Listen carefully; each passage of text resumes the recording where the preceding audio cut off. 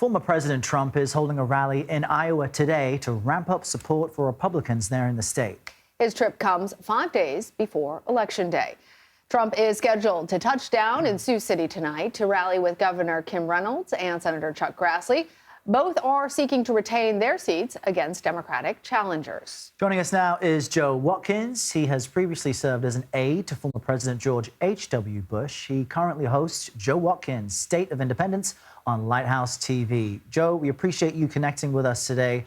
And this is a question I'm kind of throwing around everywhere. There's only 5 days left until in-person voting takes place. Some folks have had in early Iowa, voting already. Actually, in Iowa, there's a lot of in-person voting that's already happening. Right. So, Yeah. you know, what kind of difference can former President Trump, for example, make in these Iowa gubernatorial and Senate races? Well, a huge difference, actually, because what really matters is not the polls as much as turnout on Election Day. So for those people who are actually going to show up on Election Day to vote, they need every incentive to come out and to actually vote. So all the polling data that I've seen shows that Governor Kim Reynolds has a comfortable lead over her Democratic opponent, and Chuck Grassley's in a tighter race. So he really needs for President Trump to come out and to support him and to rally people who might otherwise stay at home to actually show up at the polls and vote on Election Day. It's interesting that Grassley is in such a tight race, given how long he has held that seat, but his age is also potentially a negative factor for him.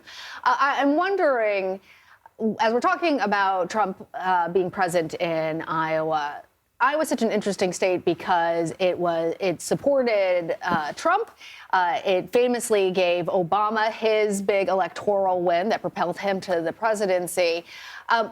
How are voters in Iowa seeing the former President Trump in terms of his endorsement? How much does that end up being a positive rather than a negative? Well, it's a big positive. I mean, President Trump knows that President Biden's job performance rating in Iowa is 35%. 61% disapprove of the job that President Biden is doing in the state of Iowa. So President Trump knows that he has a higher approval rating in Iowa than President Biden, and he knows as well that that this is an important state. So if he's able to, not only is it's not just not an important state, it's the state of the Iowa caucuses. Lana, you and Errol said it right.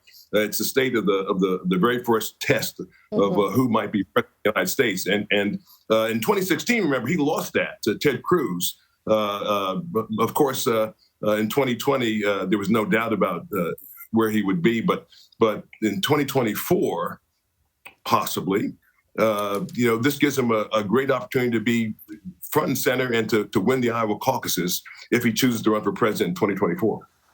And Joe, I mean, I know you're saying an endorsement from former President Trump, it's great, it's good, but I mean, we can't act as if the former president doesn't come with some baggage. He's denying the results of the 2020 election. You mentioned Senator Cruz back when, he beat him out, or, he had critical words about the man's wife.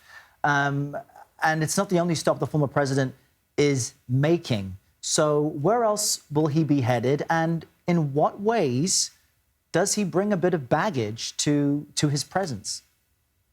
Well, certainly in Iowa, not very much bad baggage at all, because, again, he's talking to the party faithful, and he's very, very popular within the Republican Party, and certainly very popular within the Republican Party in Iowa. So all his presence there only helps those candidates and only helps him going forward. In the days ahead, of course, he has court appearances, but he's had these all along. He had these back in 2016 and 2017 and all during his presidency and afterwards. I think I wouldn't be surprised if in the weeks after these midterm elections, President Trump makes an announcement saying that he's going to run for re-election in 2024.